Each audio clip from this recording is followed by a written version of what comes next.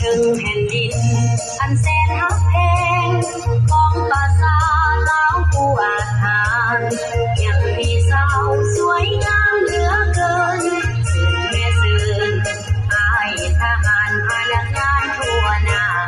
สื่อมาแวะยามสาวเสียงควางมาแวะเบิ่งจับมือจับวันเมื่อหมดยามเขาในนาเกี่ยวน้ำมุมปูป่ามันต้นให้สาลีเขียวก็นอนปูให้ก็ยกว่าสาวบ้านเฮาจังแม่นเก่งแค่นาเป็นนาก็ได้ไปทำเลี้ยงก็เก่งสาวเสียงหวงจิตใจบดใสดังน้ำยวนความมินไหลเย็นอยู่กองห่มแต่ลมพัดรีโอยหน้าอ่อนซ้อนแม่สาวกองร้อนแข่งกองมอย12มิลลิเมตรรวมปืนเอกปีศาจทหารเพื่อต้านทานทัพยศอากาศเมลีกาโอ้สาวเสียงพวงสาวบ้านเฮา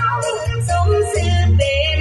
หญิงหนุ่มลาวลีลาอาถรรพ์สมเป็นลูกหลานของประชาช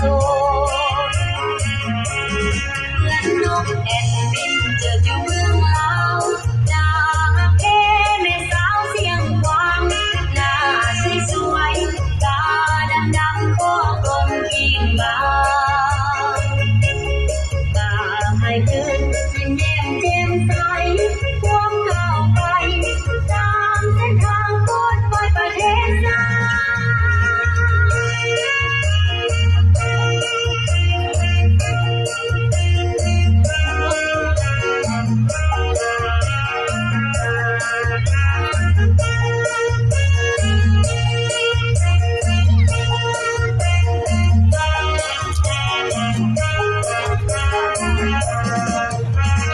โอ้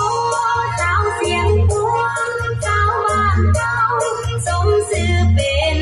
หญิงหนุ่มลาวลีลาอาถรรพ์สมเป็นลูกหลานของประชาชนเหมือนนกแอ่นบินเจิดอยู่เมืองลาวหน้าแพ้แม่สาวเสียงหวานหน้าสวยๆตาดำๆคอกลมกิ่งบางตาให้ขึ้นยิ้มแย้มแจ่มใสควงก้าวไปตามเส้นทางโคตรไปประเทศไทย